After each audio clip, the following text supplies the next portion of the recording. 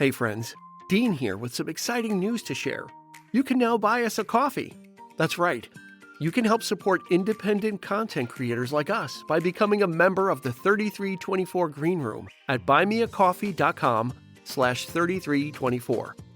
Our episodes will always be free and that will not change, but your support at buymeacoffee.com/3324 will help us continue to bring you the best in music and movie podcasting, in our humble opinion. As a Green Room supporter, you'll not only have our undying gratitude, but you'll also be able to vote on which episodes we record and receive other perks for as low as $3 per month. That's the price of a cup of coffee. There's absolutely no obligation, and nothing about the show will change.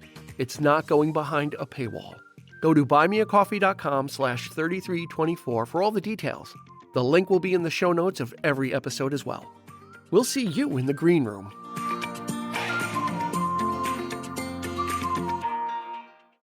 Slide into your sandals, grab a nice cold drink, and hop on board as we bring you our top 5 Yacht Rock songs. Stay with us. Get ready for the 3324 podcast, where lifelong friends Dean Legiro and Eric Kuber share their love of all things music and movies. Dean has directed short films and is a music trivia buff. And Eric, trained in audio engineering, brings his extensive knowledge of music and film to the conversation as they discuss, debate, and celebrate their favorite albums, films, and much more. Welcome, friends, to the 3324 podcast. Ahoy, mateys. Jump on board. It's another great episode. We're going to have a lot of fun, Eric. Top 5s are always interesting, right? They're always... Yes, we really enjoy doing them. Some of the best episodes are top 5s. Yeah. So. And every time we do one recently, I'm like, we need a second one. Like, there's always more to do. I always feel like, they're so the category, we fall down this rabbit hole every top 5, I think, where it's like, there's more. But that's great. And that's where our 2 guests are going to come in. And that's actually where you, the listener, comes in as well. We're going to have a Spotify playlist so you can hit us up on social media, Instagram, Facebook, YouTube. Give us your choices. We're going to put them into the playlist on Spotify, and it'll be a part of it. And this way you can give us your picks. And it's a lot of fun when we crowdsource these playlists. And we'll be crowdsourcing it tonight with our first guest coming from parts unknown. But he's got the 3324 can koozie with him, so that's all that matters. That's it. That's all we need. Mr. Jerry Sullivan, how are you? I'm well, and how are you guys? We're great. Happy to be here. Yes, always a pleasure to have you on, sir. I must say, an absolute joy. I'm more nervous about this one than I've ever been because I don't know if all my songs fit into yacht rock genre. Oh boy! So all right. I think so. Jerry might be the outlier. Somebody other than me might be the outlier of the group. That's fantastic. So I guess nobody read the article that I attached in the email explaining exactly what yacht rock is, because I did put a Wikipedia article explaining. It's like, here's what it is if you don't know. Did look at Here you go. I looked at multiple articles, but I still don't know if some of the ones I picked fall into it. Ah, Christ. That's all right. My yacht is a different yacht than others. So yours is the fucking SS Minnow. 3 hours, baby. That's all I need. That's all you're going to get. Joining us also for our Yacht Rock extravaganza, another person who did not know the definition. It's interesting that we're getting these people on the show that don't really know what the subject is, but we're okay with that anyway. So Christy Cuomo, do you know what we're doing here tonight? Do you know what the show is? Yacht Rock. Okay, good. Yacht Rock. Well, here's how Yacht Rock. I sound like a true New York Yacht Rock. Yacht Rock. I didn't know what it was. So when you asked me to do the episode, I'm like, well, first I need to know what Yacht Rock is. Suggest me? Because when I listened to the first time I listened to some of the songs on these Yacht Rock playlists, basically it's every like 80s song and like Rocky movie like song. So I was like, oh, Jerry would be good for this. Oh, we have different. Yeah. And Jerry, just one thing, no Slayer, no Anthrax, there's no Megadeth. I knew that was out. Okay. So this is how, like, you ever...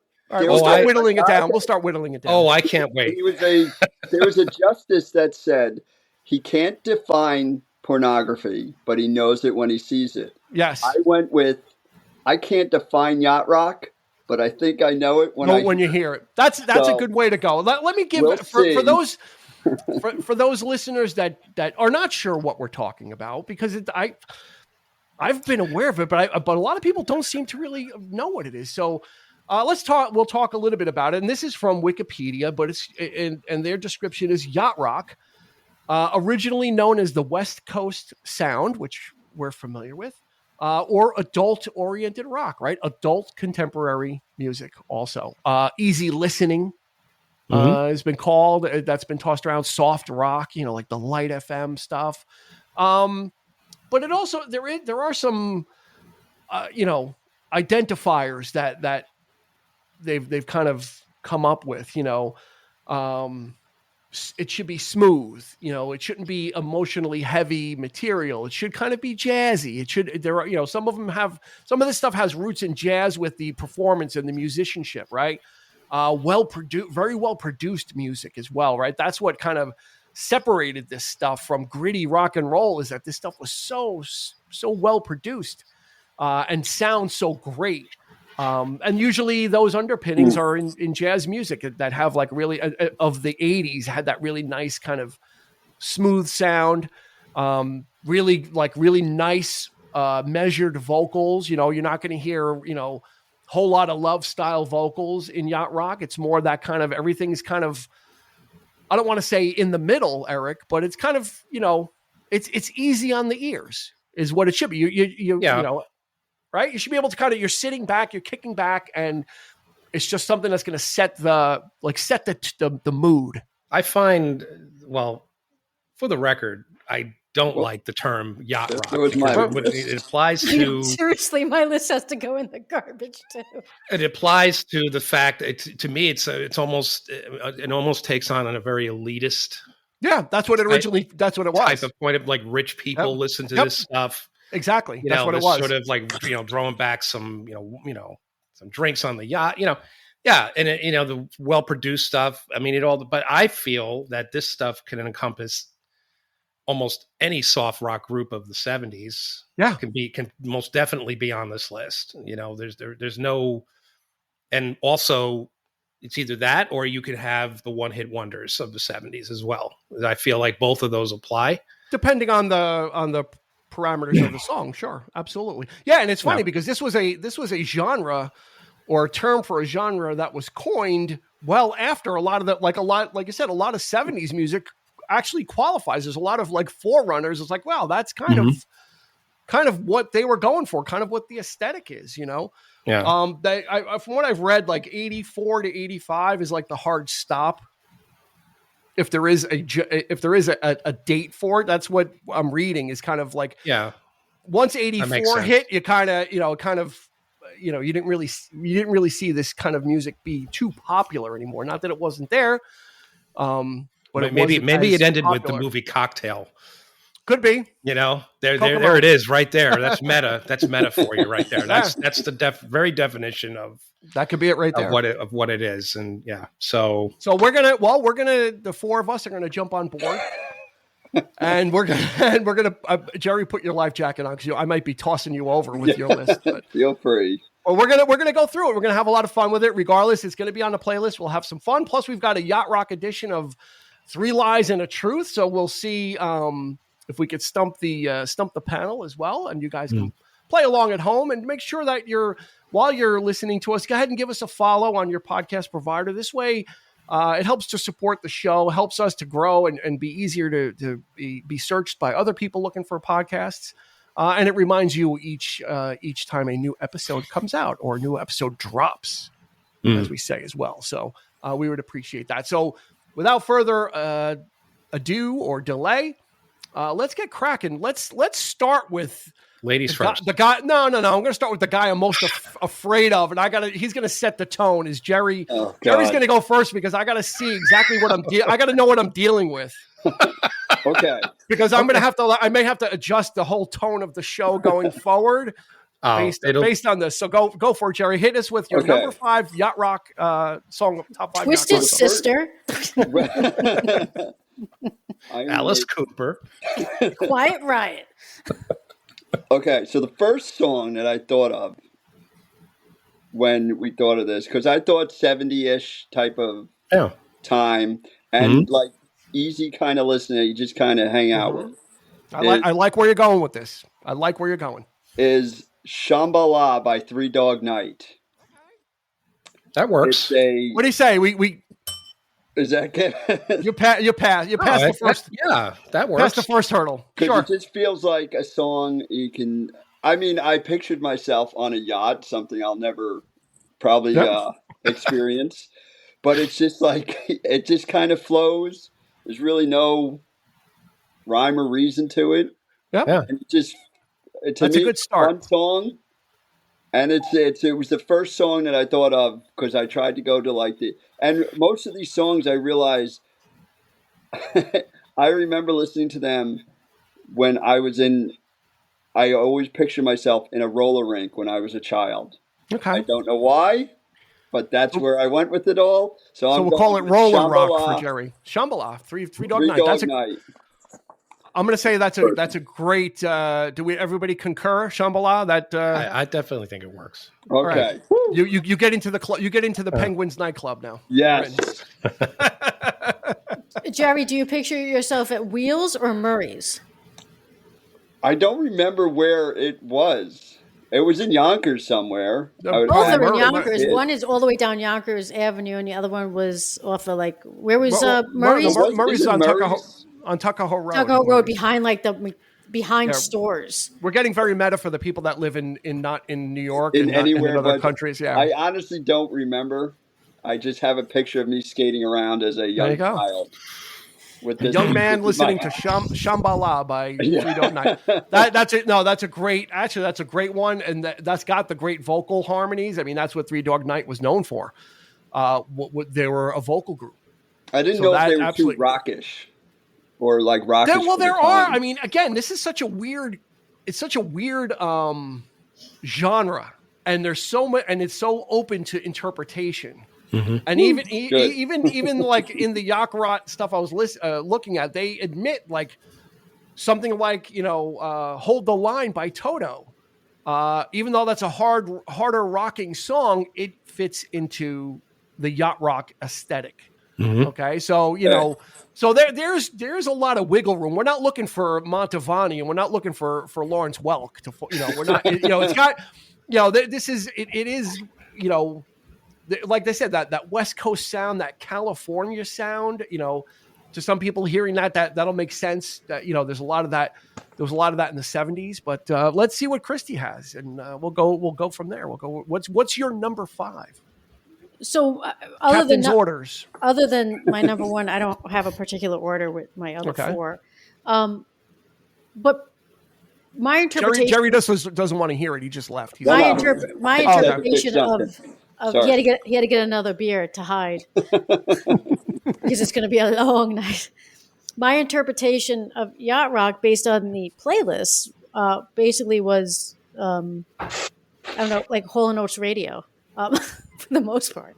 But it was you could, and by the way you described it, Dean, I'm worried about my list, but you could listen to a playlist and make a cassette tape, something from the 80s, younger generation, where you put into a tape deck. A mixtape of all these songs when you first fell in love, and you could actually go to the same playlist, and when they break your heart, gather a whole bunch of other songs to make them that mixtape. So is my interpretation okay on this? I don't know what you said, but how about you give us your number 5? No, Eric. I get what she's saying. Yeah, thank you, Eric. It's a wide, varied, emotional arc that you could take on this thing. Absolutely. With a lot of falsettos. It goes from the most sublime music you've ever heard to it could be the most ridiculous songs you've ever heard. Yeah, very saccharine. The nonsensical, very saccharine. Yep. Very, there's just a lot to play with here, I think. Yeah. All right. So what do you got? So I'll open with Making Love Out of Nothing at All, Air Supply. Air Supply. Nice. Perfect. Thank you. They are There you go. you know, if we're talking about like the if we're talking I'm about as like the nervous as royal Gary.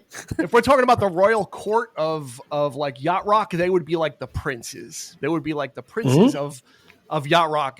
Air Supply kind of, they were like the modern Eric. They were like the modern day Bread. Like they had that really light feel, right? You know, the group Bread, right? Yeah. You know I what love- I'm talking Yeah, about, I know. I yeah, know like Brett. like Bread. Air Supply was kind of like Group. that, but the They are a 80s wonder. version. They're our wonder. But they're kind of like that. That like they unabashedly in that easy listening lane and were fine with it, and you know that, and they were really good. They had a lot of hits. So it was which one was it again? Making Love Out of Making Love Out of Nothing Nothing at at All, All. Air Supply. And Air Supply, in the playlist I happen to listen to, it was literally between them and Hall and Oates. Like, it was just so many of all of their Yeah, songs. I saw a lot of Yeah. Hall and Oates on stuff. Yeah. Oh, Yeah, Hall and Oates is definitely it's certain ones of Hall and Oates, you know, not Out of Touch and stuff like that, but there are certain ones. All right, we've got okay, we'll give you the bell for that too, Christy. That's a good one. Thank you. All right, Eric, let's see what you got. Bring it. I love, well, one of my favorite albums of the 70s, the early 70s, I should say. But this artist is very, he could go from being real deep to, like I said, just totally off the wall, ridiculous with some of his stuff. But I always loved Hello, It's Me, Yeah, Todd Song. Rundgren. Todd Rundgren. And I mean, I think it fits every. I mean, Yeah. you think of soft rock, you think of art Mhm. rock, Mhm. you think of, you know, and I can't get Paul Giamatti out of my mind singing this in karaoke in the movie Duets, man. I mean, you can't get any better than that, you know. So that was one of my first picks. So, but yeah, I mean, it was torn between this or I Saw the Light. Both songs are fantastic, but Yeah. But this one, I always love this song, and it's a light, you know, it's not too deep. It's just very, you know, we've split up. We're, you know, I've seen you. We're, you know, type, you know, very simple. It doesn't really go to like, you know, but it works, you know. And Yeah, no, so, that's another one. Yeah. So we've got two from the 70s and one from the 80s, right? So, all right, my first one is going to be from 1978. It hit number 3 on the charts. A band I didn't give enough respect to back in the day. I always thought, I was like, you know. And then recently I started listening to some of their stuff, and I was like, wow, these guys are like really good, and the lead singer is really good, and it's Reminiscing by Little River Band. Yeah. Yeah. I thought that shit was the corniest song ever. I'm like, when I was young, I'm like, this is just dumb. Now that I'm an old, decrepit, broken down man, it hits me in a totally different way. No, but when you think but about, I really like the vocal performance of Yeah. the lead singer. It really, you know, it's just got a great arrangement. Again, it's got great production. Yes. So when I'm listening to that, I'm like, I could see myself sitting on a yacht next to Jerry, both of us wondering why we're on a yacht, but then I could see that this is actually How did playing I in the get background here? and kind of setting, you know, like setting the scene and setting the tone. And Reminiscing just kind of hits all those. Out of curiosity, has anyone in this podcast been on a yacht? No. I've seen a yacht. Unless I was kidnapped, taken on one, and I've left never somewhere been else. on a yacht, so No. I don't think I have. I watch a lot of Below Deck, but me and Kelly are hooked on that stuff, that shit, that Bravo series, all of them. We dig them all. I wouldn't know what to do on a yacht. I don't think I'm a No. yacht person. you listen No. to Yacht Rock. That's right. it. So then, well, Jerry, we're getting you ready this way. If you ever do end up on a yacht, you've got them. You can say, listen, why don't you, how come you not I playing have 5 Shambhala? songs. I Yeah. have a Spotify playlist. Put on some Shambhala for crying out loud. You know, let's get this party going. Come on, Captain. Yeah. All right, so I think that was a good round. I think if everybody's onto it, we got it. It's not brain surgery here. We're picking Okay. music, and Thank God. yeah, as long as you don't go into Slayer and Anthrax territory, we're going to be good, Jerry. As long as you kind I'm of stay out of that kind of stuff. Men at work. So prove it by giving us your number 4. What is your number 4 yacht rock song that you like? Okay, this one, I think the last or was brought back to me I think it was in one of the Guardians of the Galaxy. Brandy, You're a Fine Girl. By There you Looking go. Glass. Good one. By Looking Glass. That's And a good one. it's an odd song Yeah. talking about Brandy, but there's something about the way they sing that line, Brandy, You're fine. I don't know why, it just hits me. And it's just, I don't even need to hear the rest of the song, but it's just the way that chorus goes. And it always, I hadn't heard it in a long time until Guardians in the Galaxy. And now it's one that I actually enjoy on an occasion on my playlist. So Yeah. That's number 4, certified. Brandy, You Are a Fine Girl. That's certified. And one of the things they talk about in Yacht Rock also is initially mentioning water and the sea, and like there was that was like one of the earliest kind of connections of Yacht Rock was songs about being on the, it expanded from there, but that was one of the early things too. It was like, you're on a boat, you want to hear songs that have to do not the wreck of the Edmund Fitzgeralds. That won't quite do it for us, but stuff about yacht.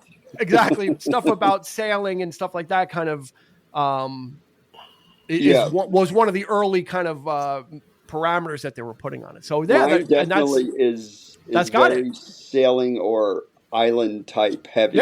When I would go through it. So no, absolutely, that's a great one. That is a great pick. So Christy, number 4, what do you got? I will go with my number 4 is September, Earth, Wind, and Fire. Ooh. It's definitely, it's just you. There's no way you don't move when you're listening. Like you're like every time it came on, you're moving to it. Kind of, I feel like it gets played at weddings because it gets people up. Maybe. Yeah. Oh yeah. Dancing. It definitely gets people up and dancing, and you don't really care about anything. But it's great vocals. It's just the music. I don't know. I just whenever that song comes on, if I'm like, you're singing it, like, and you're just moving to it. So they should have used September in the for Donnie Brasco when they're all on the yacht dancing. They could have had September instead of whatever they played. Whatever that would have been good. Actually, they played "Don't Bring Me Down." I think, oddly enough. Really? Yeah.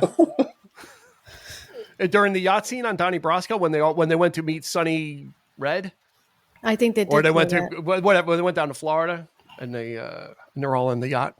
For a brief moment, you did say Donnie Brasco, but I thought about Donnie Darko, and I'm like, what yacht scene? And then that's the wrong Donnie. Where was and not Donnie Osmond either.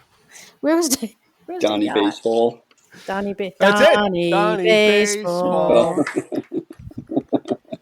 That's Mr. Don Mattingly. Don Hitman Number 23. Mattingly. That's it. Live forever in our hearts. Eric, number 4. Right. Bring it. It's a song that I always loved as a kid. It tells a story. It is a very corny song, but it I don't know. I always loved it. And it's Wildfire by Michael Martin Murphy. It's Martin Murphy now, not just Michael Murphy, since there's an actor named Michael Murphy. So I guess he had to change his name. You got to throw another name in there. So now he could be a serial killer. Well, there you go. Wow, that's like a horse with no name. Sad, like it's a sad song, but it's so good. It's a beautiful song, actually. I think it holds up, and I love the longer version has that little piano intro. Yep, I'm not sure if I know it. Which sounds nothing, but sounds nothing like the song. But then it kicks into the acoustic, and then the song kicks off, and then it goes back to that little piano as it exits. So it's a really nice song.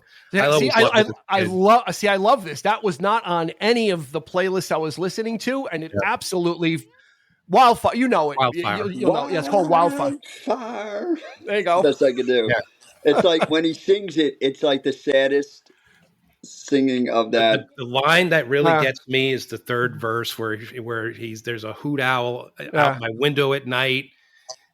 6 nights in a row, she's coming for me, I know, because his lover got killed because the horse threw her.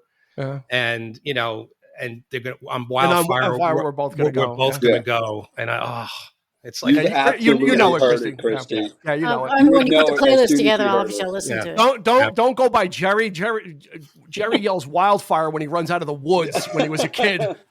to his, In my his head, father. it sounds That's really what good. he was yelling. That's his wildfire. Eric, is it sadder than what is his name? Gilbert O'Sullivan? That song? Alone Again Naturally. It's not sadder than that, but it's up there. Which might be the saddest song ever. It's on the level. It's sort of Midwest. It's kind of, I guess you could rate it with like a John Denver, that type of sort of folky kind of stuff, very acoustic. It's I'm sure I'll know it when I hear it. But it has that production. It has Yes. that. Yes. Jerry's rendition is doing nothing for me. Yeah. I don't know what your Wildfire's problem You'll is. know it when you hear it. Yeah. Yeah. I didn't want to disturb all my animals by really singing it. So Okay. Okay. My number 4, a late addition. I was talking with my girlfriend on the phone, and she's just going through all these songs. I'm like, no, you're messing me up. Stop singing all these different songs. I hope she sings better than Jerry. And then she hit one. I'm like, oh my God. I totally and that was that's the thing about it is these playlists that I was listening to. I tried to listen to a whole bunch of different ones, but a lot of them have like the same 20 songs on them, and it's like, well, there's more than that. My number 4 is "Living Inside Myself" by Gino Vanelli. That came up. Number 6 in 1981. I forgot what a powerhouse performance this was by him. I was gonna pick the other one. I just want to stop. I just want to stop. But then I'm like, Brother to Brother. Great and then I had that, and I'm like, let me. I know "Living Inside Myself" wasn't as popular, but it was still a big hit. But then I listened to it, I'm like, oh my God, what a vocal performance. Again, Gino Vanelli kind of probably epitomizes yacht rock too, because he's got the jazz flavorings, right? He kind of brings that type of thing, the slick, really good production values. Like he was kind of in that zone of that type of music where it's easy to listen to because it's so well done. And he's got a great voice. He's got a great voice, but he comes across as that sort of lounge singer, Frank Stallone type. If you ever see Rocky, he's got a big. You see Frank Stallone like in the gym, like that's Gino Vanelli right there. That's what he looks like. Yeah, he's got like a big hair, performance style. Yeah. Yeah. And Living Inside Myself, Gino Vanelli, 1981. Great choice. That kind of came like a lightning bolt. I'm like, oh shit, something's got to go. One of you's got to go. Yeah. And and then I moved a whole bunch of stuff off, and then whittling it down to the honorable mentions. I had to cut even more. It's like, you aren't making the cut. So, all right, that's number 5 and number 4. Jerry, number 3. I have I'll wait till my number 3, and then I'll spring it. Go ahead. Number 3. Okay. What do you got? This one, this is one of the ones I was worried about. "Come Sail Away" by Styx. It was on a yacht rock playlist that I listened to. I wouldn't have thought of it myself, but it does kind of fit. It's on the border of all the songs of Styx. That's definitely I feel. I didn't know if or any of the songs by Dennis. I have to say. Yeah, Babe. Babe would apply. Yeah, Come Sail Away. If it's on the harder edge, but it's still kind of it fits the aesthetic. So I think you're okay. That's where I wasn't sure if it got too heavy near the end. Well, let me put it to you this way, Jerry. Anything from Styx is going to be allowed. Eric and I will give a Styx. Anybody gets a Styx pass. You're bringing Styx to any list it is. I don't care if it's greatest birthday songs, and you bring "Don't Let It End." You're getting in because you're getting a Styx pass. I love Eric Cartman's version of it. No, come on. Now you're out. No, come on. That always will play in my head when I hear the song. But that song, I love how it kind of builds up. I just wasn't sure if the end of that got too crazy for it, but it's like it's a little proggy, but I think like Eric said, I think Dennis's vocals are what sells. Yeah, it's that and the whole production of it, like it's very and it brings the theatricality. Yeah, and Dennis brings the theatricality to the rock music. So he kind of smooth. He a lot of the stuff that he sings, he smooths out because of his vocal performance. Yeah, because he's not screaming it; he's kind of singing it, but it is kind of powerful as he comes through with it. So, and just the lyrics too. I mean, come on, climb aboard our starship. Yeah, we'll take you to the sky. I mean, it's not meant to be taken. I'm sailing away, so that's another nautical term. So right. Jerry might have the most like on point one so far. His are about actually being like on the water. He really took this to heart. Holy shit! Like, you got none, Jerry. You're more than halfway through, so you've made it through. So I think your last two, unless you totally take some type of weird U-turn. I'm feeling confident going through the end here. So all right, yes, I like it. Come Sail Away from Styx. These are good. These are really good choices. There's nothing, you guys have nothing to worry about. These all fit right in, and they're eclectic enough that it's going to be a really nice playlist. It's not going to be all like the same, like 78 BPM tempo or whatever. There's going to be a nice mix of things, which will be really nice. So, Christy, number 3. It better not be 9 Inch Nails. No, it's Rapper's Delight by the Sugar Hill Gang. What am I? An animal? It's Ice Baby Vanilla. No, kidding. Yes.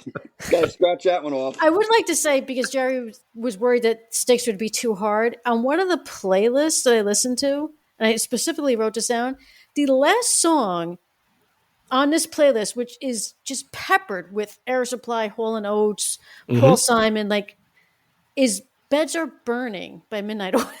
What? And I'm like, as a yacht rock song? What an odd, manic. Was that a joke? Yeah. It was the very last song in one of the playlists. I love Beds Are Burning and I love Midnight Oil, but I would not want to hear that when I'm out on the... with one song on the playlist I listened to. So Jerry, I think you're okay if that made a playlist. And well, I had to do at least one Hall & Oates. I went with She's Gone. There you go. That's right in there. Yep. Again, there, and one of the things in the article that I did read is about crisp, clean, like vocals. Yeah. Yep. And they really it doesn't get, and I made a comment before, like between all these different artists, so many falsettos, so many like hitting high notes, but super clean, like just really just clean vocals. Like, so I guess to what you were saying earlier, Dean, about the producing of it. But it's just one of those songs, and when it's on, and then it's in your head, and it's a little bit of an earworm type song. That's an amazing song. The harmonies on that song are just they're really. I didn't appreciate them. I liked them when I was younger. I certainly didn't appreciate them because, kind of like what Dean was saying about Little River Band, like Hall & Oates just seemed like my parent. Like, I don't know, like it was just too cool for Hall & Oates, right? That whole album, Abandoned Luncheonette, you should check out. Listen to that album in its entirety. It's non-stop harmony vocals, very soulful. Not like like Private Eyes, where they started bringing in the '80s sort of poppy more. I love the earlier stuff when they were like doing like the Philly soul type, blue-eyed soul kind of stuff. Yeah, just really talented vocalists. Really. Yeah, you can't go wrong with that one. And it's funny, Eric and I, we did the Private Eyes episode, and I asked, is there anybody that doesn't like Hall & Oates? Like who doesn't? Apparently, Hall & Oates don't like Hall & Oates. Well, I was taking I was taking it to the fans, but apparently they don't like Hall & Oates. I thought, but isn't it always when you have a little guy and a bigger guy, like Simon and Garfunkel? Well, that's the thing. It's like Dean, like Dean was, like on that episode, I think you were really praising Daryl Hall, and you said John Oates was kind of like, and I disagreed with you because I think John Oates' voice is phenomenal. Yeah. He's got a lower register. He really, he only does the one song to Daryl's, it's 10. six or seven lead singer as lead singer. Now Daryl Hall may be the better songwriter, which is probably the case. So that, it's Simon Garfunkel, isn't it? But them together though were just they were. That was something special. Absolutely. Yeah, absolutely. Yeah. Absolutely. Ever see The Simpsons when they had all these second stringers? This guy with everything is connected to a fucking cartoon. Stop. Every reference is connected to a fucking cartoon. I'm a child, okay? Watch the news. Watch real people. It's true. He has the diet of a 6-year-old. Except that 6-year-old drinks beer. I'm waiting for BoJack Horseman. I'm waiting for Family Guy. What else you got, Jerry? Well, now I'm done with my cartoon references. Oh boy, Eric, number 3. What have right. you? What have you, sir? Reveal your third card. This is definitely the outlier of mine, but I always loved this song, and I never even knew it existed until I had the box set, you know, the Earl of Fleetwood Mac's earlier work. Oh, okay. And the song from A Mystery to Me, Hypnotized, Mm-hmm. it always gets me. The lazy guitar on that song, the Bob Welch's vocals on that track is just like, it's, you know, like you were saying, the West Coast, very sort of, you know, dreamy kind of production, and just that constant rhythm of John and Mick just keeps the song going. Christine comes in with the harmony vocal there, and it's one of my favorite pre Lindsay and Stevie era Fleetwood Mac songs. So, you know, I always loved it, and I think it's chill. It's very like, it's talking about two friends getting together, having a cup of coffee, or, you know, and then he starts talking about something weird happens, like, and then it's like it gets you hypnotized, and it's like, I think it's about smoking dope, right? You know, most definitely. But I mean, you know, but I just dropping acid. I love that song. You know, It's just such a great track. So Hypnotized by Buckingham Nicks Fleetwood Mac. Are you suggesting that Fleetwood Mac dabbled in drugs, Eric? No. Oh no. Unheard of. You suggested that. No. Never. You dabbled in drugs. Well, there was a Family Guide episode where for my last 3, my number 3, I actually have the vinyl albums for all of them.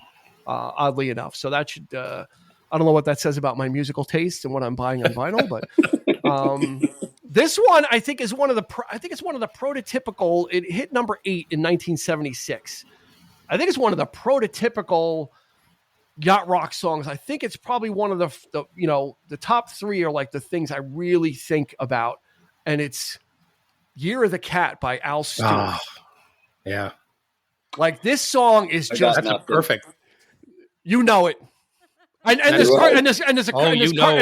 got a cartoon on it too, Jerry. It's like cartoon writing. You absolutely know Year of the Cat, and you do. If you heard it, you know it. It's got a great extended piano intro. It falls into a groove. Al Stewart has the most laid back vocal. He's just got a certain style of singing, and the lyrics are very evocative. Incense and patchouli, and you know, just all kinds of great. It's a pretty long song, and it's got like some different sections to it, but it's all it's all under control. You know, that's the thing, is it's not like the song gets away from Al Stewart. It's got different movements to it, but it all makes sense. And it's just it's just such a beautiful song. It's so sunny and shimmery. If you're a kid in the 70s, right, growing up in the 70s, you hear this song, you don't know jack shit about music. No, seriously, this song has almost every analog instrument on it.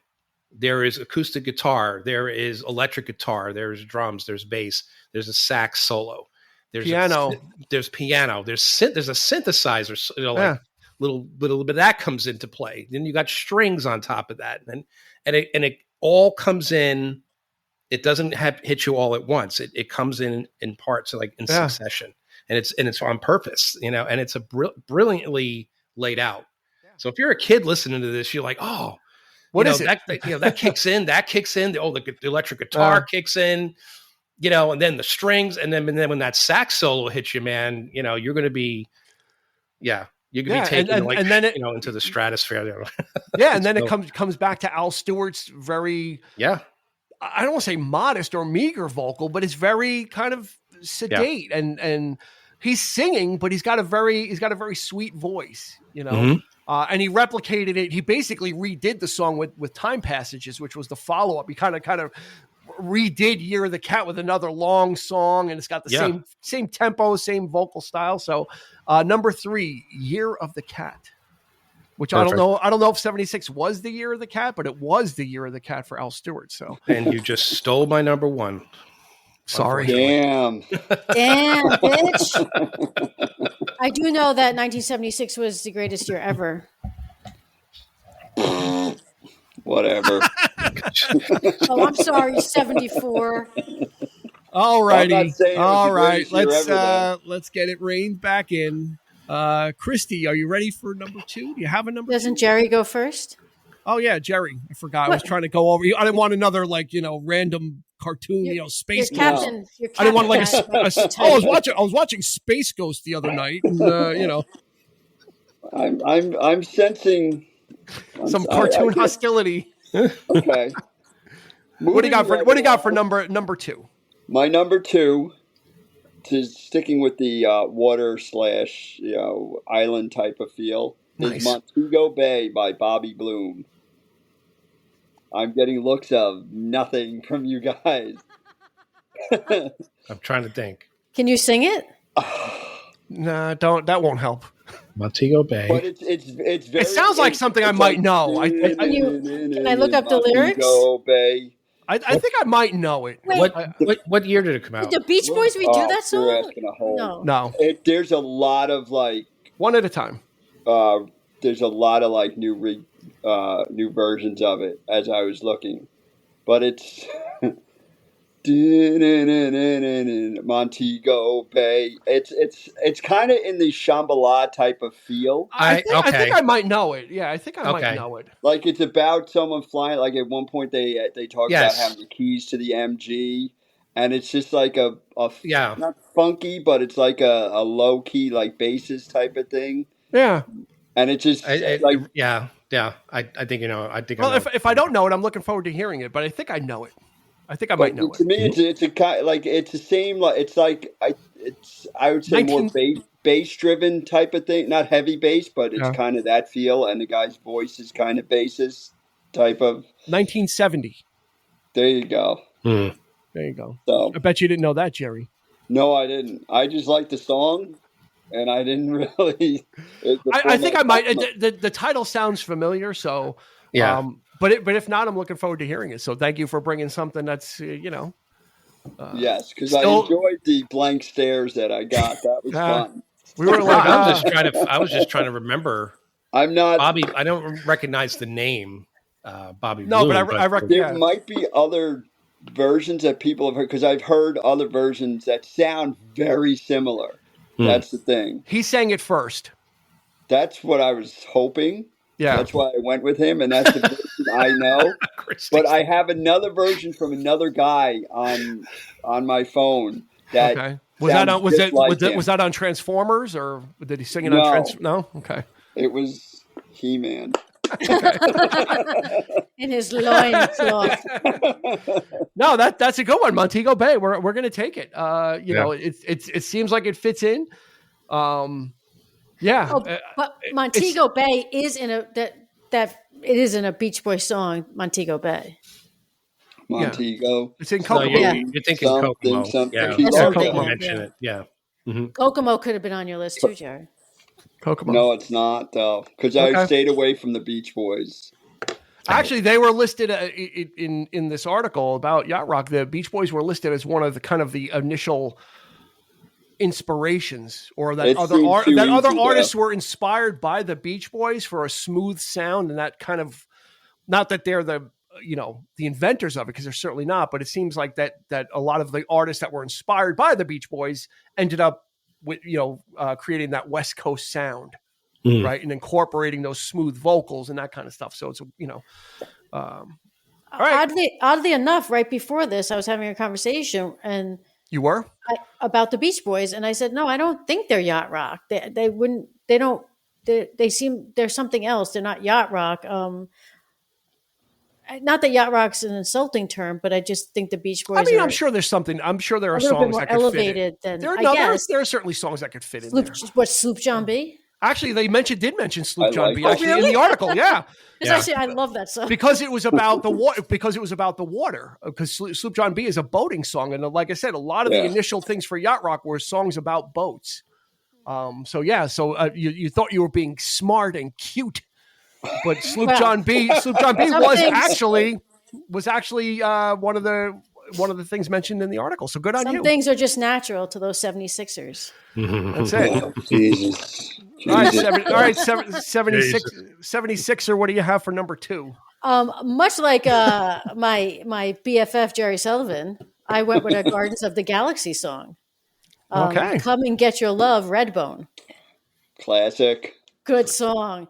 It's just the opening of that song is just so kick ass. And then the chorus. How do you not love Come and Get Your Love?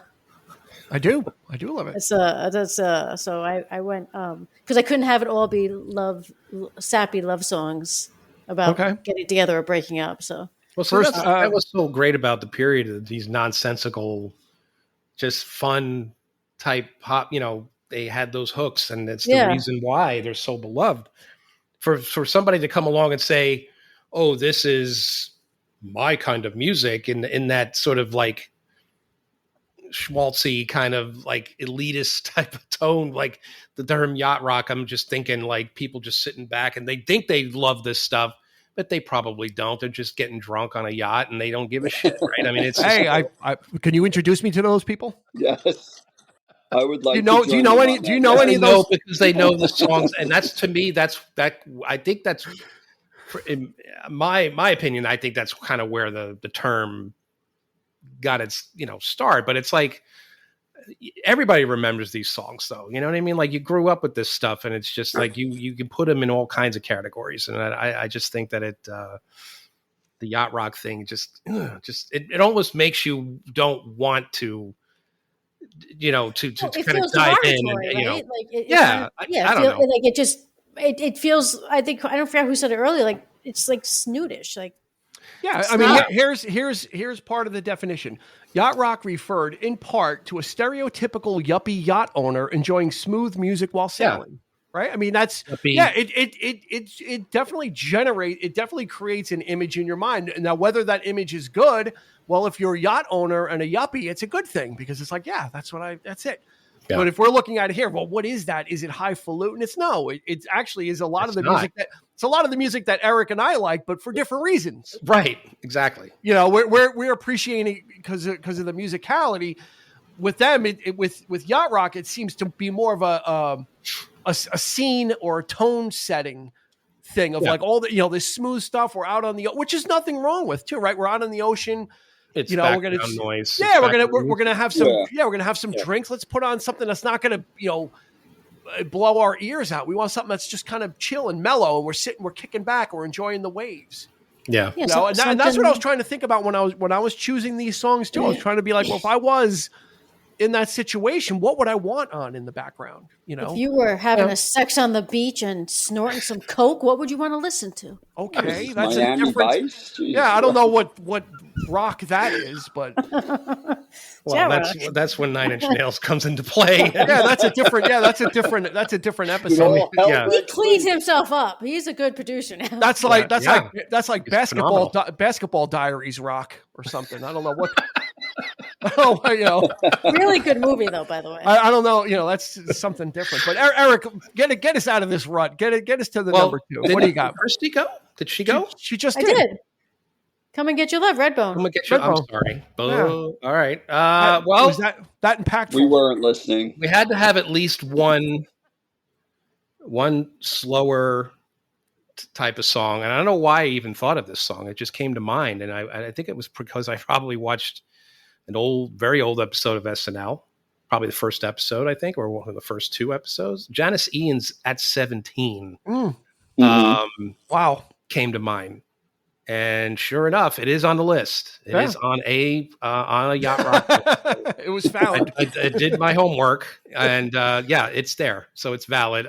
But this version, I'm thinking of the way she did it on SNL, which was very intimate and very sort of This version though has that little bit faster. It's the production does kick in, but this was always another great tune that I remember. It's sort of an earworm in the back of your mind. Let's clear out the cobwebs. I mean, it's there. Yeah. Especially Absolutely. like I had to have a female artist on here as well. Yeah. So I mean, yeah. Funny enough, like all these playlists, and I wanted to bring this up. It's really male heavy. Like not a lot of female artists on here. I mean, I think there might have been one or two there Carole King, are Pointer Sisters, but predominantly men. There were a few, but it was 20-1. Honestly, it really just wasn't very heavy with women artists. No, I mean, Linda Ronstadt certainly has plenty that could be on there. Carole King has plenty that could be on there. I saw Carole King. I saw the Pointer Sisters. I mean, there's plenty of artists that absolutely fit in with it. I'm not saying they weren't there. I'm just Courtney saying. Love, Hole. I mean, what Nicolette Larson? A lot of love would be the queen, but she was already on our covers better than the original episode. So right. That would have been an easy shoo-in. There's actually a couple of other female artists that I had on my list, but I took them off because I think they're going to fit better in other episodes that we're going to do. So I'm kind of like, there was some, I'm like, well, I'd rather save it for, I have some other episodes in mind I want to save it for. So, number 2 at 17, Janice Ian, a very groundbreaking song at the time too, dealing with issues that really weren't dealt with in music, especially from a woman's point of view. Yeah, yeah. So if you're not aware of that song, talking about the ugly duckling, it's a great addition to the list. Yep. All right, my number 2. I had said that Air Supply, if we're talking about a royal court of musicians, and that Air Supply would be princes. This group would probably, whatever's above the prince, maybe the knight or the duke. This song went to number 3 in 1980, and they're also named after a dessert, although they're not named after a dessert, but they have the same name as a dessert, and it's ambrosia. Great, yeah. And the song is the biggest part of me. And this guy right here, David Pack, has a voice that is the destroyer. You want to talk about a falsetto? Oh, yeah. This guy right here. And these guys were like a prog pop group. They were like really progressive rock. And then they just totally, this album's called 180. And a lot of people think it's because they did a 180 turn from progressive rock to pop. And they're like, no, because we recorded it in January of 1980. So it's 180. But this is ambrosia is the smoothest of the smooth. I mean, this is like, this is like oil on ice. It is that smooth, these guys. And for me, this is like emblematic of yacht rock is ambrosia. That's a great choice. I almost had How Much I Feel. Yeah. I love that one. I did too, but that song is so creepy because of the line at the end. It's like sometimes when he's talking about that, the guy's mad, he broke up with his girlfriend or whatever, he's married, things are going, he goes, sometimes when I make love, I still see your face.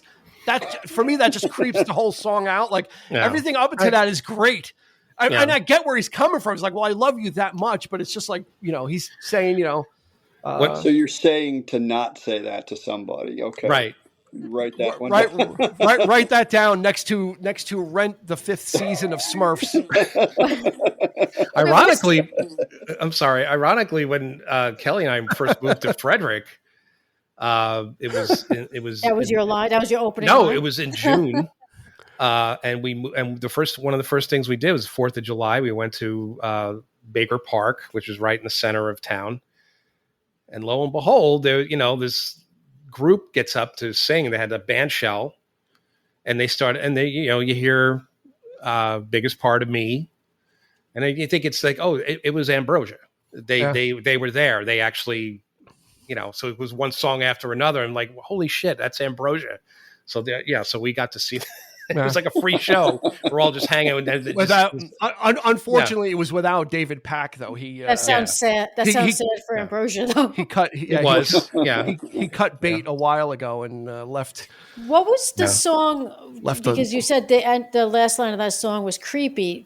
There was a song, and I'm sure if I researched it, where they meet up and he's already married, but when he looks at his wife, he still closes his eyes and sees her. That's it. That's that's ambrosia. Yeah, he says sometimes when I make love, I still see your face. That's how much I feel. Yeah, that is creepy, but it's a good song. How much I feel. Yeah, I mean it's very romantic for the person that he used to be with, but it's not so romantic for the person that he's with a couple of years. He's like, I got a wife for a couple of years. We've been going strong. But and then the line goes, but there's something I just gotta say. Yeah. Sometimes when we make love, I still see your face. So he's like, I just got to say that. By the way, I just have to tell you this. I haven't seen you in a few years and I'm married, but I just got to tell you that. Seems there weren't a lot of boundaries in the 80s, 70s, 80s. Ambrosia just didn't give a shit. They're like, we're going to lay it all out there. We're not prog anymore. So we're going for the whole pop thing. So, yeah. All right. That was, 4. That was number 2. Before we get to number 1, let's do 3 lies and a truth. Oh boy. Let's save our number 1s. Let's have a little fun. Let's kind of leave the number 1s hanging out there. So we've got 4. I've got 4 statements about yacht rock or yacht rock artists. Okay, 3 of them are totally false. They're just not true, and one of them, one little nugget of information, is actually a fact. Okay, I'm going to read the 4 statements, and then we'll go through each one of you, and you'll give me your guess. Okay, you'll see. And for those of you playing at home, let us know if you got it right as well. Let us know what your guess was. You can hit us up on Instagram, Facebook, or YouTube with what you guessed. So 3 lies and a truth. Here we come. 4 statements. I'm going to read them out.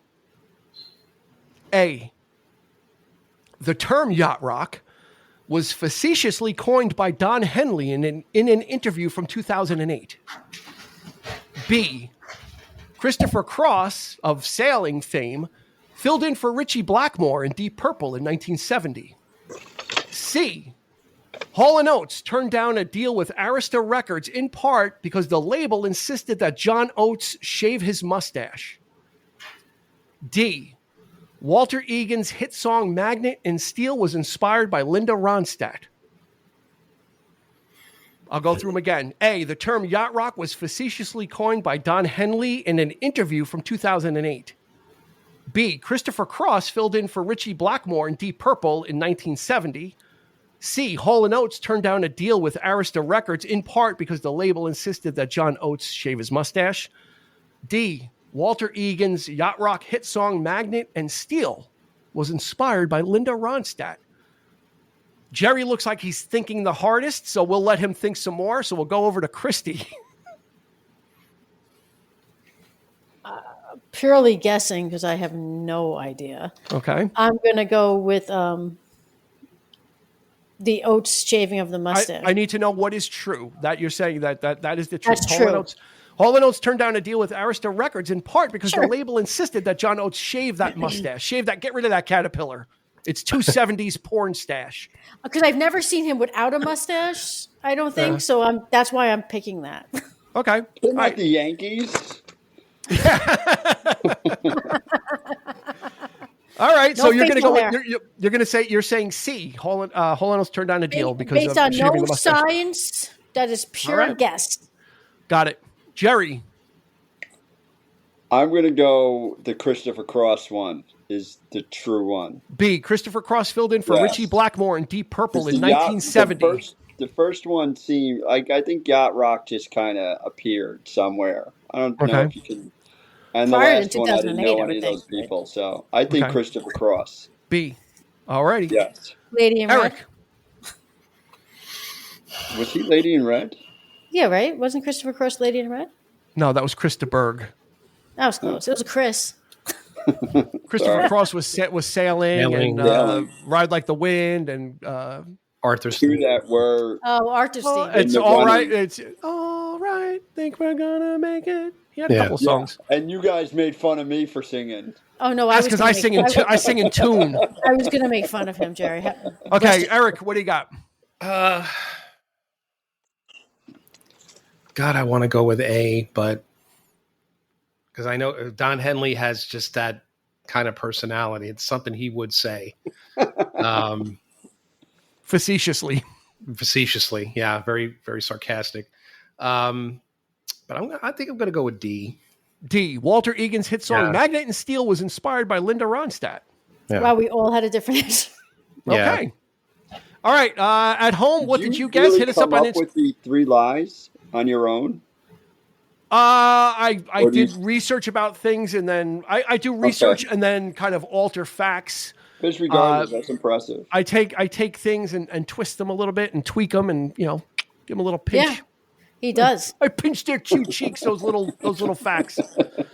Anyway, let us know on Facebook, Instagram, and YouTube how you did with this. But here we go. 3 lies and a truth. A, the term yacht rock was facetiously coined by Don Henley in an interview from 2008.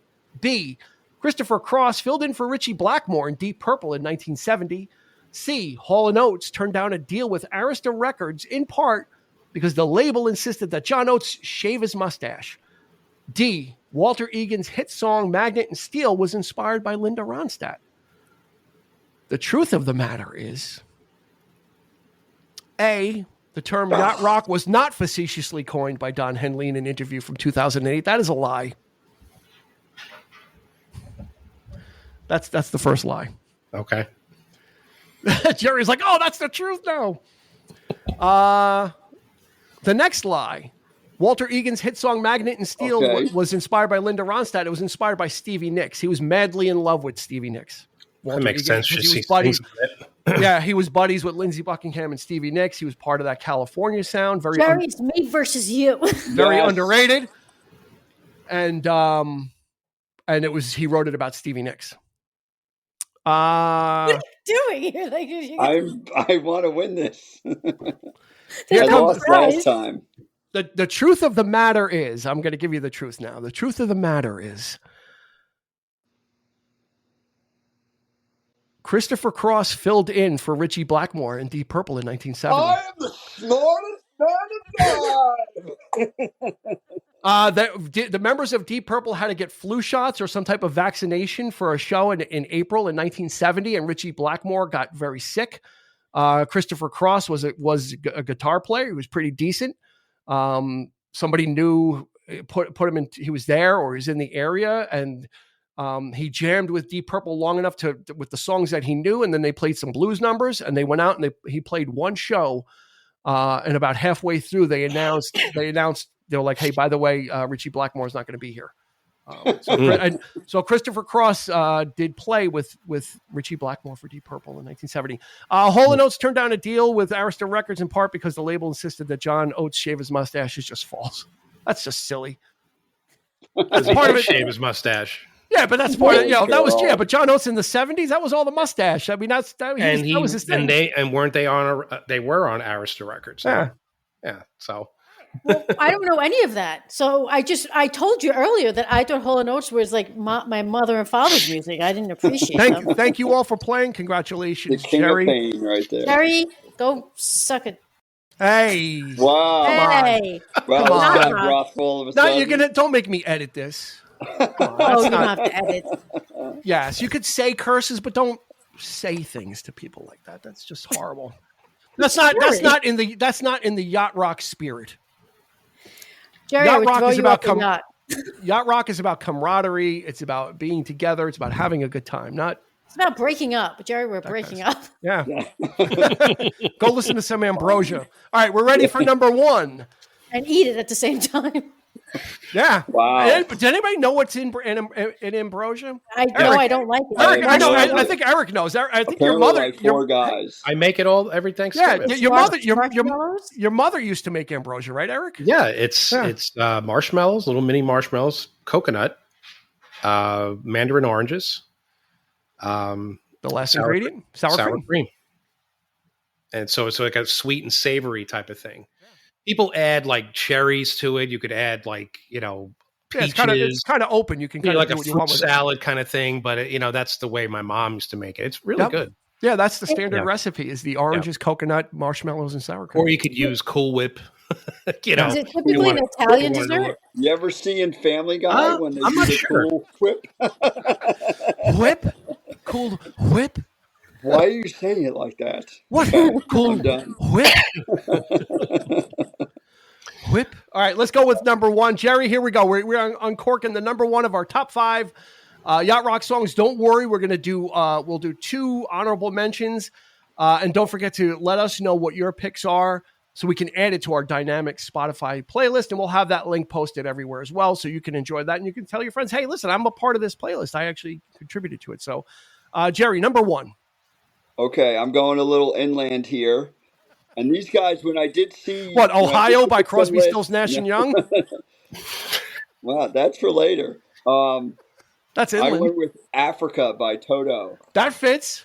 Because That's right. That's right on the money. there were a couple songs like Rosanna from Toto seemed to fit, Yeah. but Africa just they take me to Africa when I hear Yeah. that song. That's perfect. I'm feeling the rains down in your Africa. In your Yeah, roller but, skates. You know, it was I- more the production. It's more just the fan, you know, like the lightweight vocals and stuff. And it was just a fun song to have. Like I can hear it throughout my life. I can pick points where I for some reason will remember that song playing. Yeah, I mean, My number one. Toto checks off all the boxes. They were all studio musicians, so they know how to play. They sound great together. Their music sounds great. I might ruin the song for you though, Jerry. Next time you have to read the lyrics. And there's a fan theory out there that the guy singing the song is actually a werewolf. Really? Yes, you have to listen to the lyrics. Frightened of this thing I've become, and all this kind of stuff, and it's what and that he's That might make it a better song. He's a werewolf. He's seeking a cure, so he goes to Africa to seek the cure because he's a werewolf. Actually, does make it more interesting. Yeah, it's definitely more. Either way, song. it's just that's just such a great song. It's got the right groove. It's an easy listen, but it's because it's so great. That's the thing about great music is when it's easy to listen to. That doesn't mean it's easy listening. That means that they've done such a great job making it easy for you to listen to this stuff and enjoy it. You know, it's not stuff isn't out of place. It's not like you know. And there's a place for that type of music, but when you're talking about this kind of stuff, yeah, you want to put this on and just kind of let these songs just kind of roll one after the other, you know. Yeah, you kind of want that. Talking, you kind of want this kind of stuff. Exactly. You want to be able to that's a great song, and then you go back to what you were doing. You know, you don't want to be like someone like, what is that? Can you turn that down? You know, like there's always that one person that's too loud. Turn that off. And guaranteed there's some drunken. Can you put on Jeopardy? Even on the yacht, there's probably some drunken fool like, exactly. Hey, that's too loud. That's too loud. You know. What is going on here? I saw Led Zeppelin in '73. That's not Led Zeppelin though. That's Rupert Holmes. It's the Pina Colada song, dude. So just stop drinking. It's fine. Just go sleep it off. Christy, number one. Jerry, that's a great one. By the way, you acquitted yourself quite well with your list. So you. I was nervous. You know, you get another bell for that because you did really well. You understood the mission and you executed it. Yeah. Christy, much appreciated. Number one. Well, oddly enough, my number one is the Pina Colada song by Rupert Holmes. Yeah, that's the second top 5 I've done it in. I'm like, what did I tell him? And I feel like maybe it's a cheat because I feel like I brought this song up on previous podcasts, but this song is awful. If you listen to it's a horrible. So I was listening to it yesterday, and it's horrible. Awful. It is. If you don't know what it's about, rhythm. They're too shitty. But they're too shitty cheating people. on each other. They're two horrible people trying to cheat on each other. And then when they see each other, they laugh. They laugh about it. It's you. Oh, awful human beings, but really catchy. And they're not awful. They're misguided. When I was a kid, I loved this song, and so I initially, when I did my first couple of playlists and I saw it on there, I'm like, well, that's number one. It had to be number one just by default. Yeah, but see now that you've put it here, though, you can't use it for our top 5 twist ending songs. That actually would be a good that's one of those twist endings. He's like, oh, I'm tired of my lady. We've been together too long. Like a worn out recording of a favorite. I mean, he's really laying into her like she's a ball and chain. And then he walks then he's laying in bed, reading the paper next to her, planning to hook up with someone else. And she's doing the same thing. But meanwhile, a week it's earlier, a romantic song. Meanwhile, Jerry, a week earlier, you guys are negative now. No, Jerry. Meanwhile, sounds like a man of experience there. I don't know. Jerry dedicated that song to his ex. Jerry, let me tell you something. Jerry, unbeknownst to this poor sap, his girlfriend put an ad in the paper a week before that he was reading now. That's Well, true. that's While right. he was It's thinking They are he didn't learning to communicate. wait, Jerry. He never said anything to his girlfriend like, "Oh, I want to leave you." Never did anything. She took action. She put an ad in the paper, and then he saw it. It's like, "Oh, okay," And that's exactly why women should run the country, because we take action. There you go. We don't sit there and wait for a week to figure out what you guys are going to do. We're like, I'm not even going to say it. Just going with it. And this was pre Craigslist. Oh, this was in the penny saver. He was reading the penny Craig saver. hadn't even written his list yet. Classified ads. Pre-Tinder, everything. Just like some random thing. If you like peanut, it sounds like a serial killer ad. Actually, it's like trying to lure somebody in. It's like, yeah, I like pina coladas. I like getting caught in the rain. Good, I'm going to chop your head off and kill you. That was in the original ad, and it didn't go well. That was the missing third verse of the song that Rupert Holmes cut out. So the Zodiac actually put this out. Yeah. No, Christy, that's one of the ultimate. I thought you were messing with me when you were talking about Rupert. I mean, is he messing with me? No, of course not. I have this weird top 5, 6 cents. Well, you should put it to use, and maybe like for lottery numbers or something useful. It's only good for random songs. People don't know, but I see top 5 number ones. That and I was able to see your breath, so that's how I knew it. There's a red door behind me. My name is Malcolm. My name is Malcolm Crowe. There you go. Anyway, Dean is dead. So we've got Africa, and we've got Escape the Pina Colada song. Eric, I'm not going to say anything. Well, I already stepped on your number one earlier. Do you want to talk more about that, or you want to slide something else in? No, we can. I slid something else. Okay, in. All right, let's hear it. He's a professional. That didn't sound not Easy Lover by Phil Collins and Philip Bailey, right? No, I wanted to keep it in the 70s, but this was actually a better. good song. It was on my long list. I had to take a shot. I had to take a shot. My list. Sorry. I like that song.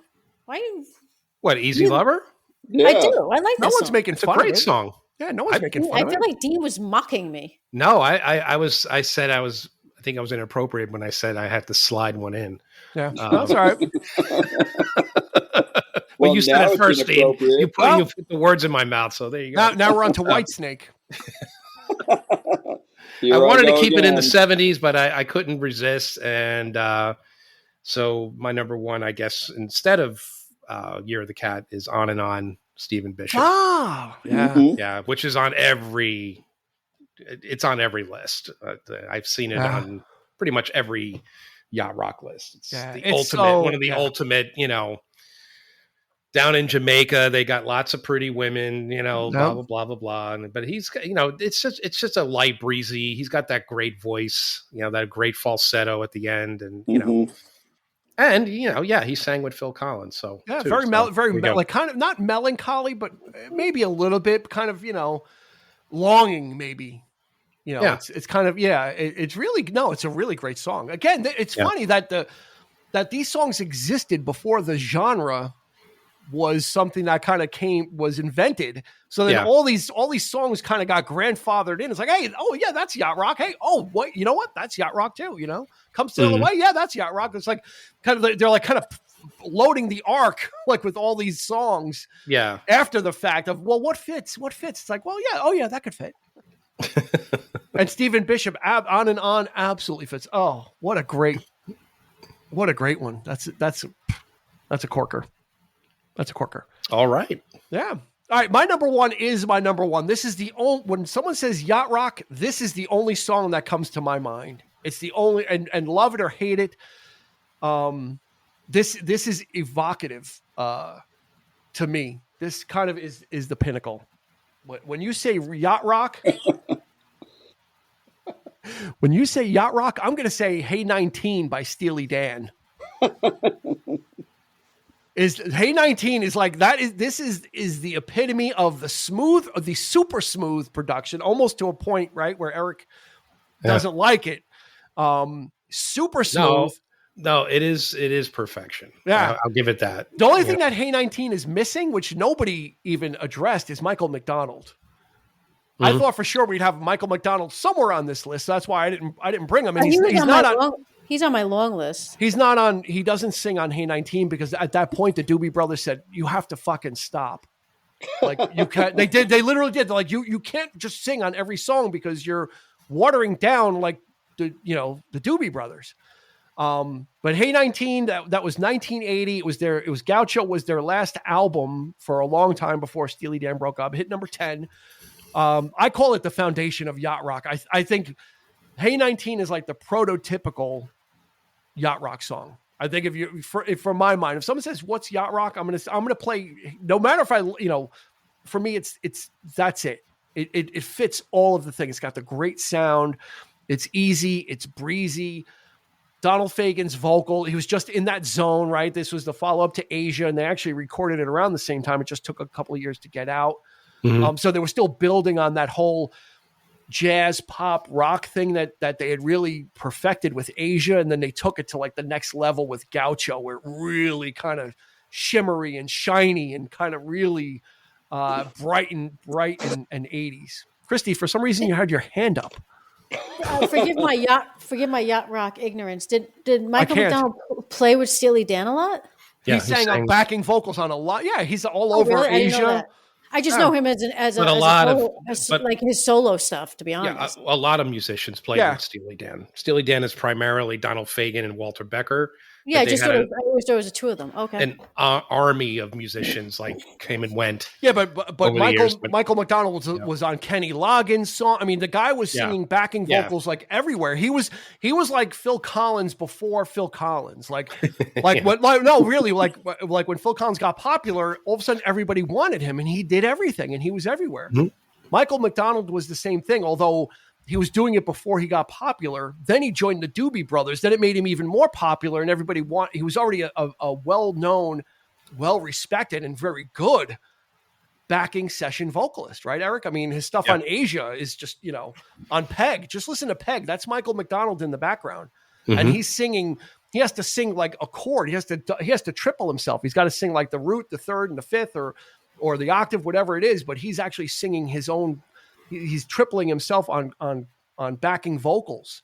Yeah. And you have to hit those notes and be that precise. And that's how good Michael McDonald was back then. Mm-hmm. So yeah, I'm kind of surprised that he didn't hit anything by mistake. Usually What a Fool Believes or something might have been on here, but that's all right. Wildfire was in one of my last. It was in the last round? One of your rounds? Yeah, so. Wildfire was, that's another one. Like I said, there were so many songs that were not in these playlists that I was listening to, and that's why I love the different looks that we're getting at it, and I love that Gino Vanelli kind of came to the surface. I totally forgot. I'm like, holy crap, he's like the king of that. So I'm glad that we have a lot of eclectic stuff. So this is going to be on a Spotify playlist. And again, we invite you, the listener, to hit us up on social media and give us your top 5, and we'll add it too. But we're going to do, fear not, we're going to do 2 quick, we're just going to roll through these really quick. We'll do 2 honorable mentions. That'll give us 28 songs, which is a nice playlist for us. And then, of course, adding it there's plenty of meat left on the bone to add. So let's start with Christy. Let's give Jerry a little rest while he reflects and thinks about Sigmund and the Sea Monsters season 3 when they brought in the little brother sea monster. So we'll let him reflect on that a little bit while Christy gives us her first. Where this is going. It went. Am I giving you both or just one? Just one. And then we'll go through. No order. Right down the line, Jerry Rafferty. Ooh, that's a shocker. Yeah. That's a great one. Yeah. That's a good song. I love the bass. I love the bass on that song. Yeah, it's just a really good song. I love the bass line on that song. And Jerry, it's just I like his vocals. I just like I like the music. I like the lyrics. It's just a good song. Yeah. So underrated, Jerry Rafferty, part of Steelers Wheel, right? Stuck in the Middle with You. That was one of the most indelible images in film ever, Reservoir Dogs. I don't think that hits the yacht rock. Yacht rock. No. Michael Madsen might have ruined that. I think, yeah. It might have hit Yacht Rock, but if you play the video of the clip of Reservoir Dogs with it, you'll have people diving off the side of the boat. That's a great one, right down the line. Jerry Rafferty. What do you got, Jerry? Jerry, not Rafferty. Jerry, I did it for you, Jerry. Jerry, not Rafferty. And Jerry, he spells Jerry the same way as you. Yeah. Oh, very rare. And he's got two F's in Rafferty, and you have two L's in Sullivan. There you go. We're kismet. You are the same person. Except not. I'm staying away from the water, and I'm going, when you're in love with a beautiful woman. Oh, thank you. Thank you. Which is a hilarious song because it talks about you have to watch your best friend. Like you would think from the title, it's a nice romantic song, but it's like, if you're in love with a beautiful woman, you're screwed because everyone's going after her. Everyone's watching her. It just kind of flows, and those guys are awesome to watch. I love Dr. Hook. Dr. Hook was on my list too, but then I think Eric, am I mistaken? Did I put When You're in Love with a Beautiful Woman on top? I think it was on our feel good songs. I think could have been Feel Good, could have been Soul. The sound is Feel No, Good. It wasn't Soul. I think it was Feel Good, like songs that make me feel happy. Just because I love because Dr. Hook is just like, I love the way their songs sound. Yeah. So I was hesitant, but I'm glad that you picked it because I just love Dennis LeCourrier is the name of the lead vocalist. He's got like a rough voice, but it's but it's so still great smooth somehow. Yeah. Oh, Sharon. Then I was gonna have like Sharon the Night Together or Sharon. Yeah. Yeah. Just like one, like they had a string of like 5 hits. At some point, they had like Sexy Eyes. They had like 5 songs in a row that were just killer, like in a row. It was like bang, bang, bang, bang. And then they just, and then like before their first one was like Sylvia's Mother though, where he's like crying. If you ever heard Sylvia's Mother, it's like, I still think Dr. Hook needs a therapist. They smoking a lot of, those guys are smoking a lot of weed. If you watch a lot of their early concert films, these guys were lit. They were getting it from they had the long greasy hair. I mean, these guys looked like they were living in a trailer with each other. Michael McDonald was dealing doobies to them. Yeah, you better believe it. They didn't need him. It was, they got the, Ray Sawyer with one eye. One eye Ray. One eye Ray. Eric, what do you got for your first? You mentioned bread. I did. You have any for me? You have any bread for me? I have bread. I have Baby I'ma Want You. Come on, just the. I love bread. How ridiculous is that, Baby I'ma Want You? Bread was invented so men can play songs to try to impress women back then. David Gates. Yeah, but David Gates, man, what a voice. He had a great voice. What a genius. He's so underrated. Yeah. Because it's a great song. It's a really nice song. Yeah. I mean, the lyrics are kind of wonky, but it works. Yeah. Make It With You was probably circling Make It mine. With You. It's another one. He's got such a great voice. That's a good song. Bread was like a powerhouse, and then they broke up, and he dropped off until he had the Goodbye Girl, and then that was it. Then he became like a country artist. He's still around. He's still alive. David Gates is still alive, but you don't really hear too much from him. Yeah. That's a good Bread is just that was like that might be one of the earliest. They might be one of the earliest like this was like 73. Inductees into like the yacht rock. Like how far back do you go? And I think Bread might be one of the earliest of them. Yeah. My first one, I'm going to go with 1978. It hit number 5. Kenny Loggins. Whenever I Call You Friend. And he had some assistance from Stevie Nicks. And oddly enough, on the album, Stevie Nicks got credited. On the single, it was just Kenny Loggins, and Stevie Nicks did not get credited. I had that 45. I used to play the crap out of it, and used to skip in one area. So I got so used to hearing the song with the skip that years later, when I heard it without the skip, I'm like, what the hell's the matter with this? Because you get so ingrained to hearing like a song with a skip in it, like because you play it. I'm not a big fan of. I've made no bones about it. I'm not a big fan of Stevie Nicks' vocals. In this song, it's probably one of her better performances. The vibrato is there, Eric, but it's not as severe as it would become.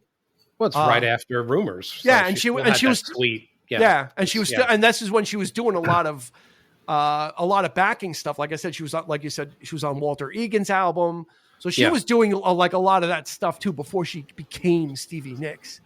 Don't be so down on Stevie Nicks. I'm not down on her. It's just, like her voice certainly suffered. She wouldn't have been in Fleetwood Mac if it wasn't for Lindsey Buckingham. So that's a fact. That ain't a lie. Yeah, but then she booted his ass out. Though. Yeah, That's right. That's the thanks he got. Mhm. But yeah, whenever I call you friend, Kenny Loggins with Stevie Nicks. Again, Kenny Loggins is one of those also in the court, in the royal court of yacht rock is Kenny Loggins. You know, This Is It. I'm All Right.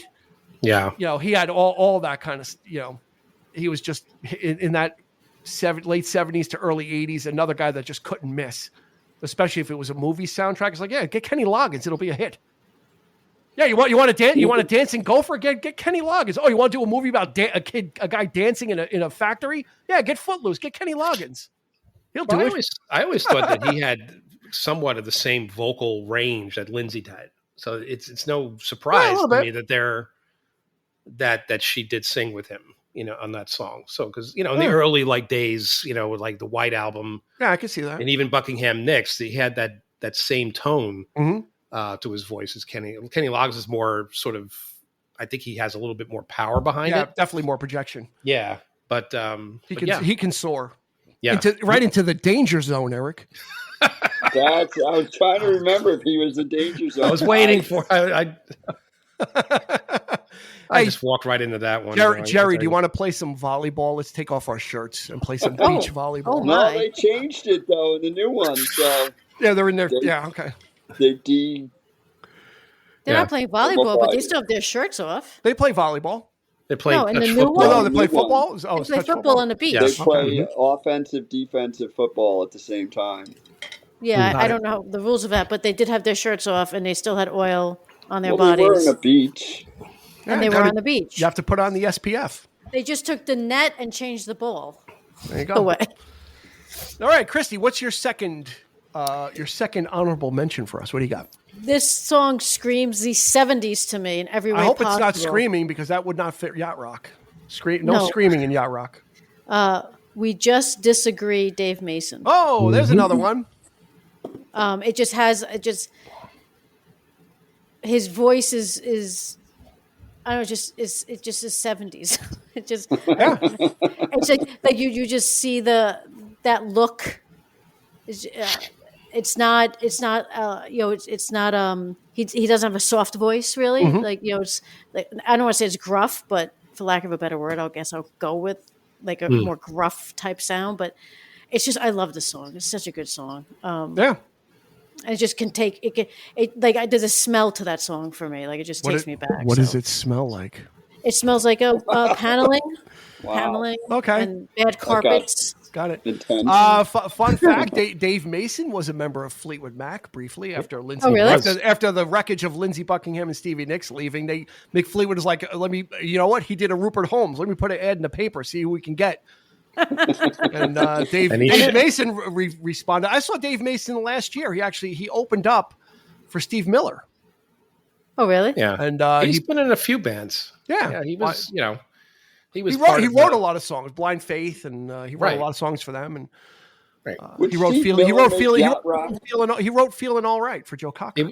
He was part of the whole like Mad Dogs and Englishmen thing, and so that whole bit, And funnily enough, I mean, Delaney and Bonnie, I mean, their daughter was also in that lineup of Fleetwood Mac. Yeah, Becca Bramlett, she replaced Stevie. Yeah. So she was the second female president. So it was exactly. an very odd album. Wait, Christy, what did you say? I don't know who these people are. Exactly. You guys start talking about people, and I'm like, I have no idea who you're talking about. But you know what? That's the point. Is no one knew who these people were. That's exactly the point we're making. Is like. That's why the album sold like 5 copies, and it was one to each member of Fleetwood Mac at the time. And 2 of them are right there. No, I didn't buy it. I had it, unfortunately. Yeah, no, I hung that turd out on the clothesline. No way. What are you gonna do? Exactly. Nobody hangs turds on clothesline. Whenever I can, is to make them nice and dry and crunchy. You eat pieces of shit for breakfast? They're working on Happy Gilmore too, by the way. I know. Yes. Christopher McDonald is like, there's a script, and Anyway. He's like, yes, I need to work. All right, Eric, your final honorable mention of yacht rock songs. I'm not sure if you had picked this song on another playlist or not, which is probably why it wasn't in my top 5, and also the fact that it's a little long. Okay. And it's Miracles by Ooh, Starship. Yeah. Yeah, good song. Oh, thank you. I haven't. It just goes on and on. Yeah, and but it's great. but it's great, man. Yeah. Marty Balin is great. I almost picked Hearts by Marty Balin. Remember that song Hearts by him? Yeah. He went solo. Yeah. Miracles, one of my favorite songs.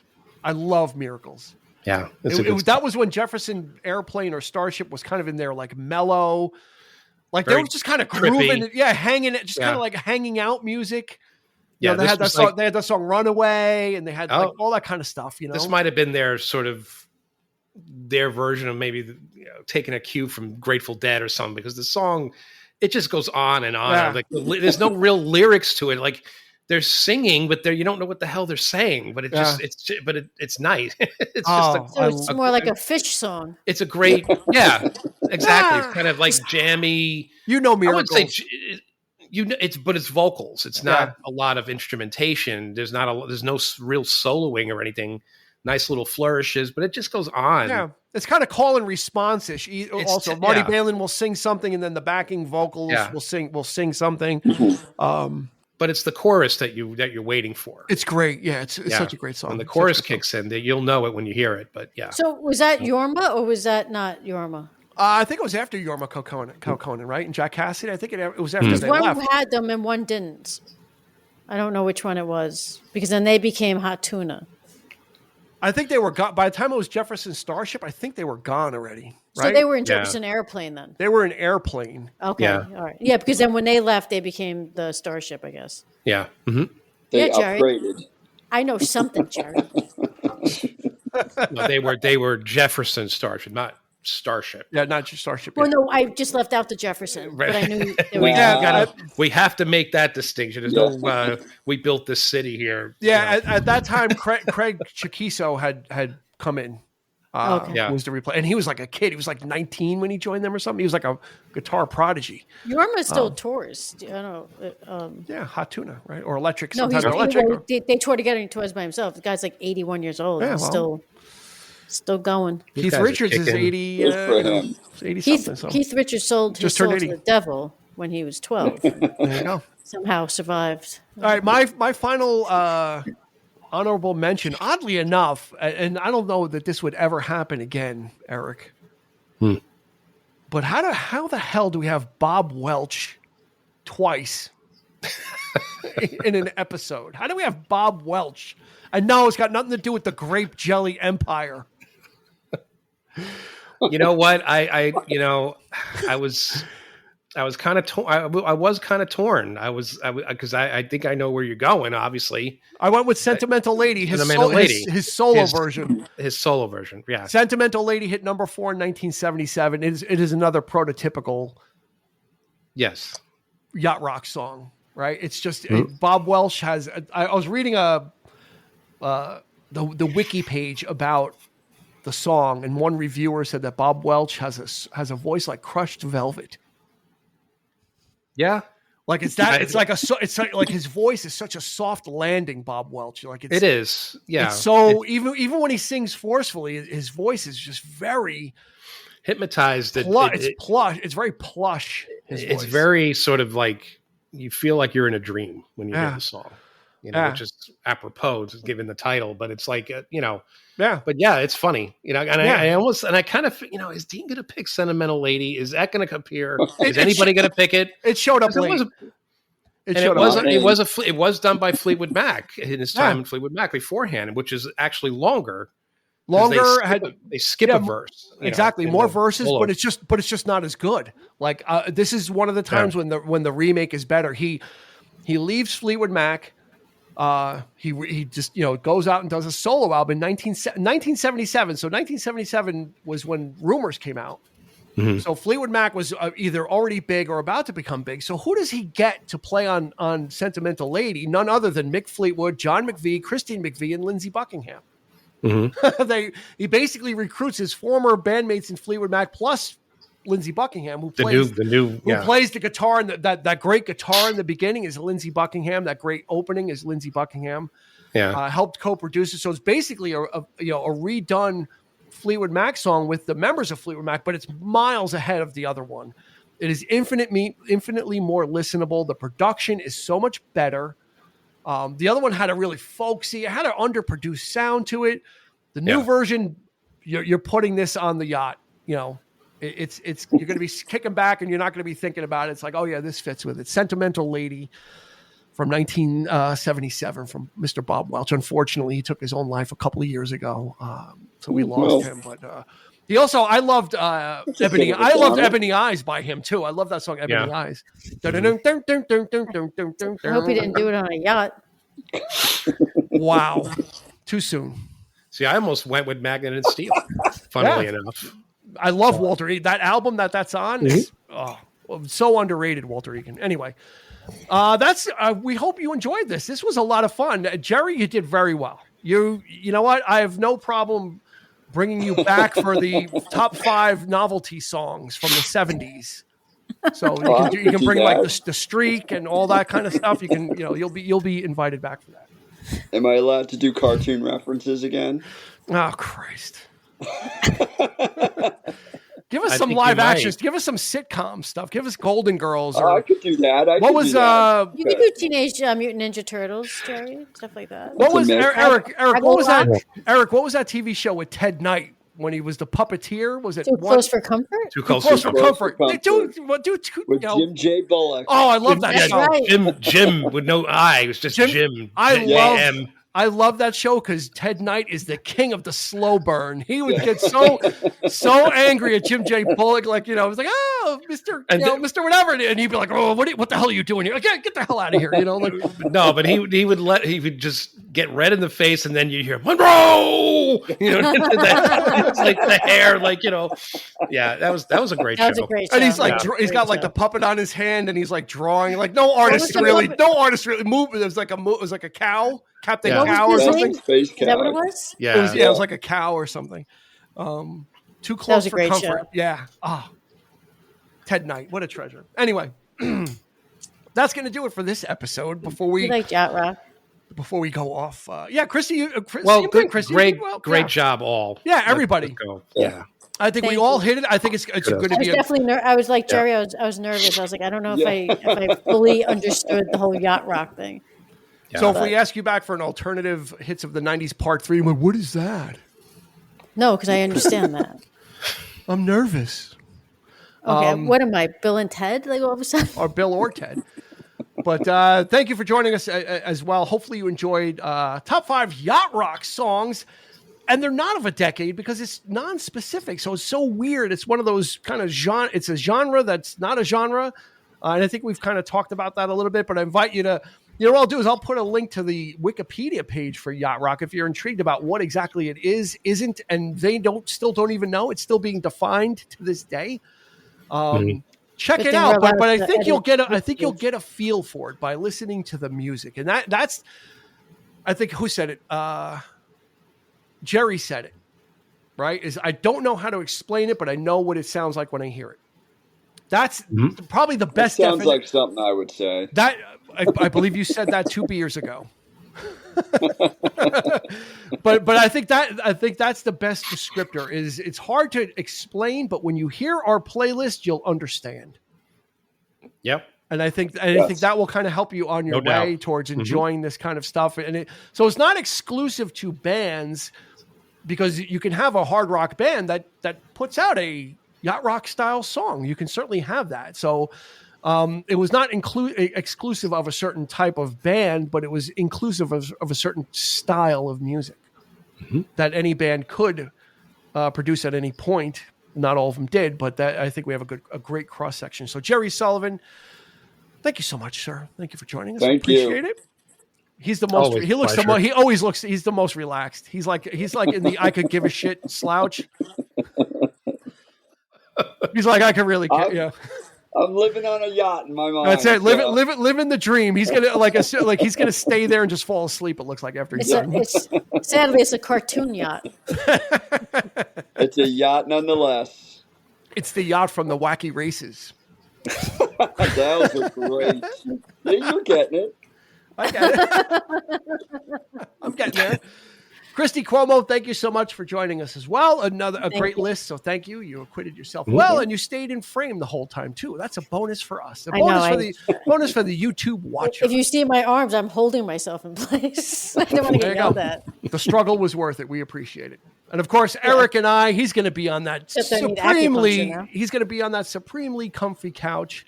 I'm going to be here on my hard green IKEA chair until we meet with you again next week. We'll bring another episode of music and movie goodness. So for Phil, who's Phil?